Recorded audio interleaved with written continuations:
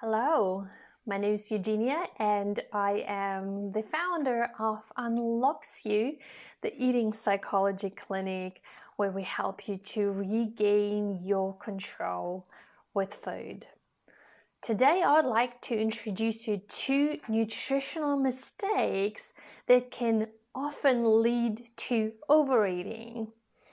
And when I talk about overeating, I'm talking about people who are trying to really control their appetite, people who are trying to regulate their appetite and are maybe struggling with overeating, food cravings, emotional eating, binge eating, and similar behaviors that lead us to eat almost like against our own wishes. If you've listened to my videos before, you know how often I talk about that all of this has nothing to do with willpower or the lack of it. There is so much more to it. Nutrition is not black and white. There are so many layers. It has so much to do with the way our brain is wired and a lot to do with our psychology as well. But also there is a lot that comes to it when it comes to nutrition and what we eat as well. And that's why it was really, really important for me to talk to you about a little bit about nutrition, because most of the time you will hear me talk about sort of more the psychological and the brain science aspects of it. So what are the two nutritional aspects? Well, basically there are foods that lead to appetite deregulation. And I'm going to introduce you two most important foods that lead to appetite deregulation. And one of them is sugar.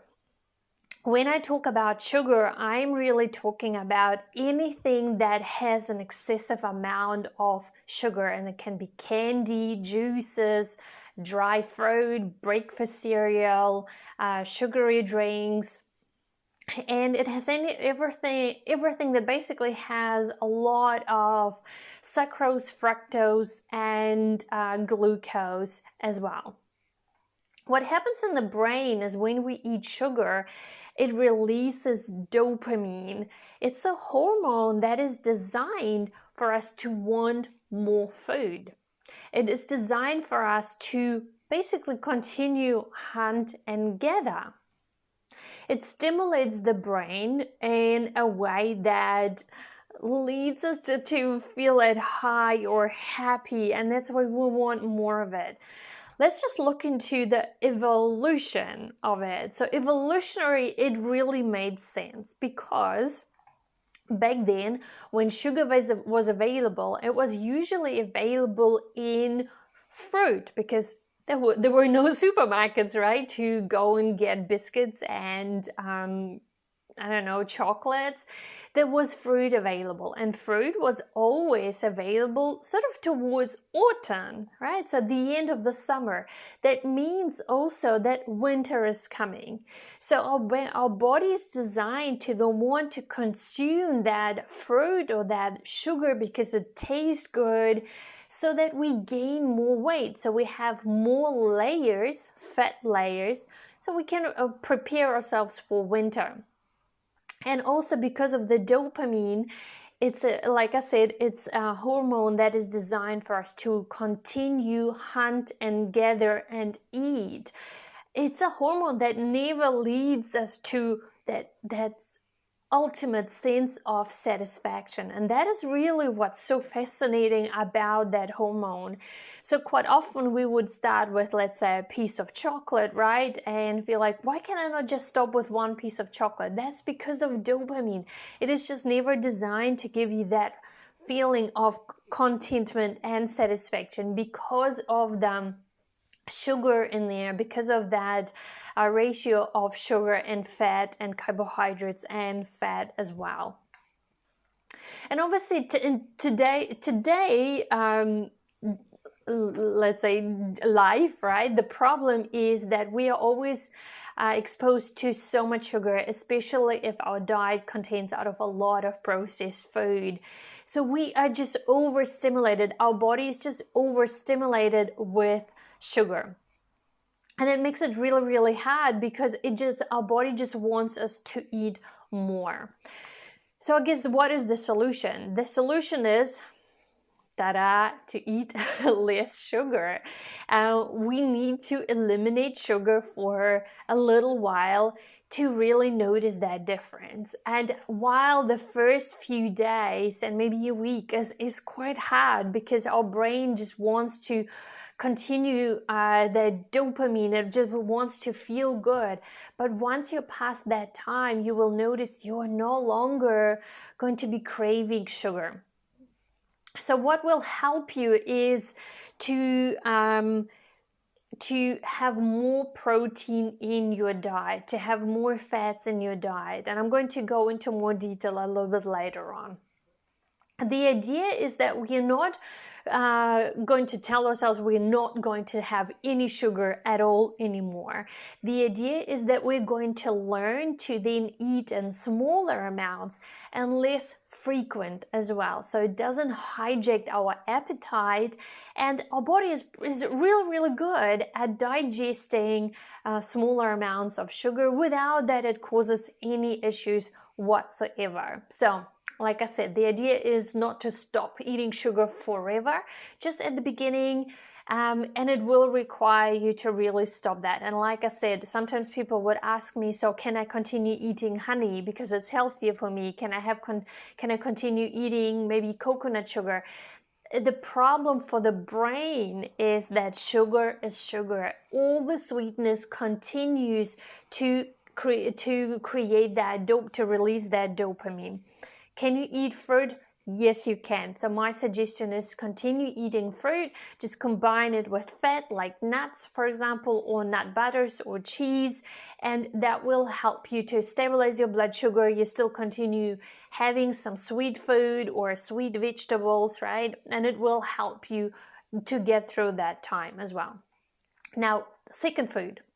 The second food that deregulates the hunger are poor quality carbohydrates.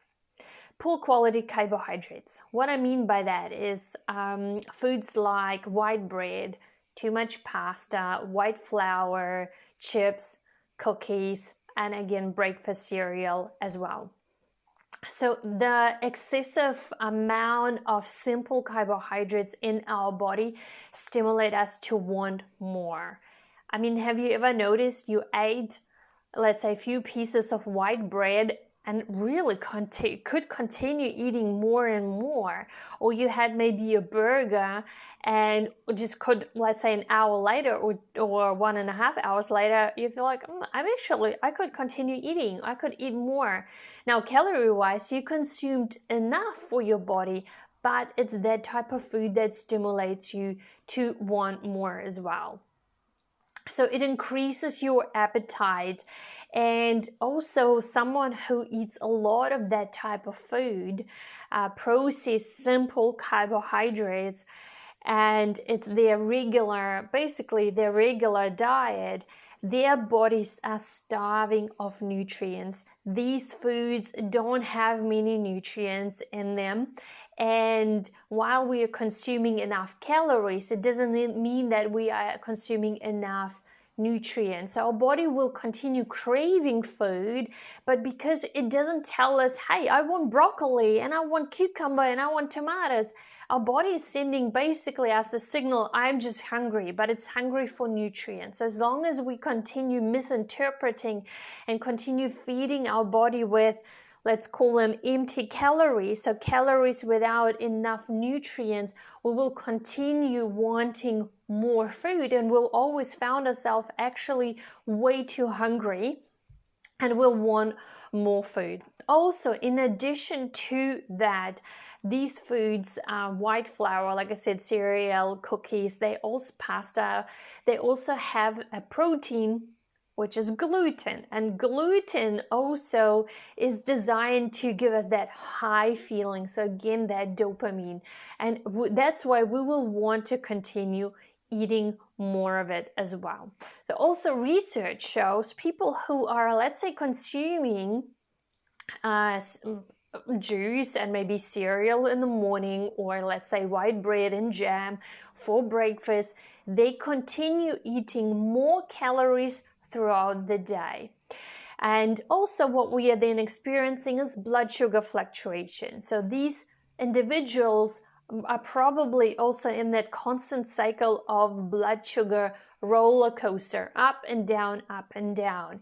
And these people will be also experiencing food cravings, in particular in the afternoon and also nighttime, which can lead to overeating and even binge eating in the afternoon or at nighttime. So if you're someone who's experiencing that, maybe even that slump in the afternoon, have a look what you're eating. Maybe one or both is actually a big part of your diet, and maybe that is one of the causes. So there could be different ones for especially that afternoon slump, and I am really happy to help to identify which one it is. It's not only the sugar and carbohydrates, but it can be.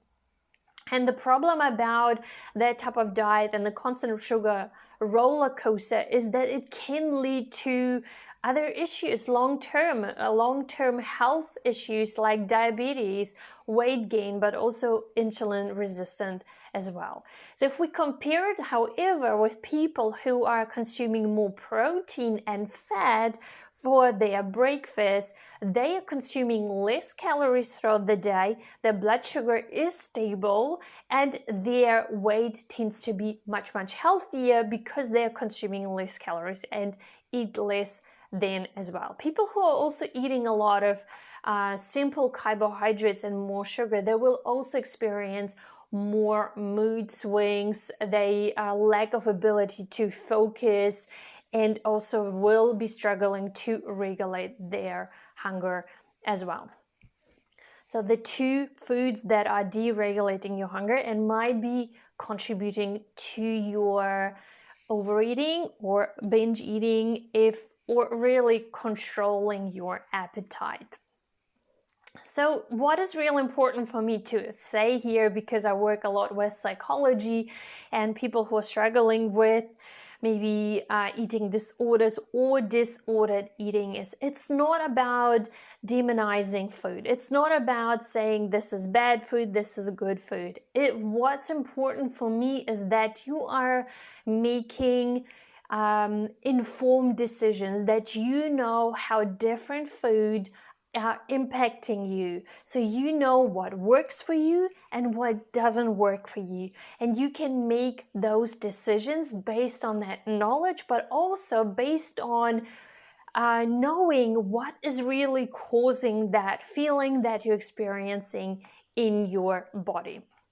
Because I don't want you to fight your appetite. What I want you to feel is that ease throughout the day, that your mood is stable, your blood sugar is stable, you don't experience those extreme fluctuations in your hunger, and can really feel in control of your food, but also with your body as well. So that's why when we are working with our clients, the first thing that we do is to guide them through a program that is called Calibrating Your Hunger, where they learn basically what to eat, when to eat, how to eat, why to eat, and learn also to understand how the food that they eat, and also when and how they eat it, impacts their further cravings and also eating urges or their appetite. So we're really teaching them also then how to think, not only what to think, but more so how to think,